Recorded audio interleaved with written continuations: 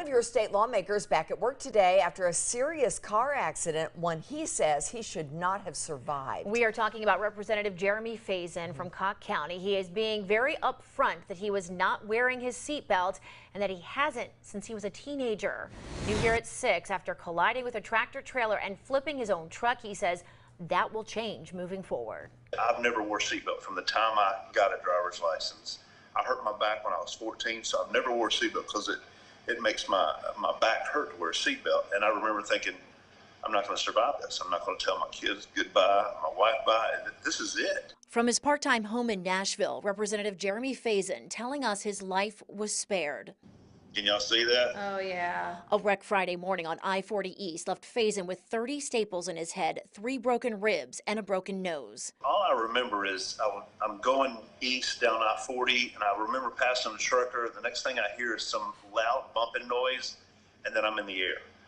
And I remember thinking, Lord, you're not done with me yet. Faison's truck ended up on its side. One of the next things he remembers, a trucker who stopped to help and said this. His head is open. You can see his skull. We got to get the blood stopped. Faison was treated at an emergency room in Lebanon before being transported to Vanderbilt. He says a doctor told him he was about to bleed out, and what happened next in that ER forever changed his mind about seatbelts. He began to staple my head shut with nothing to deaden the pain. And I remember thinking, I'll never forget it. I remember thinking, okay, so the little bit of pain my back feels when I have a seatbelt is it's okay. I can deal with the pain. I can't deal with this pain. Faison says this entire ordeal has also strengthened his belief in possibly his most well-known legislative proposal, the medical marijuana bill. I'm renewed at the fact that we need medical marijuana. From day one, they've tried to give me opiates from the time I got to the hospital, and I've refused. But I have thought a lot since Friday morning. Man, it would be wonderful if I could use some medical marijuana. He says he's also taking away an even bigger message. It makes you realize that life is more important than a political party. And I'm thankful for the lesson. It was a hard lesson to learn, but it's very humbling. And I hope that one of the reasons I'm spared is to be a voice for people to work across the aisle and not be a partisan hack.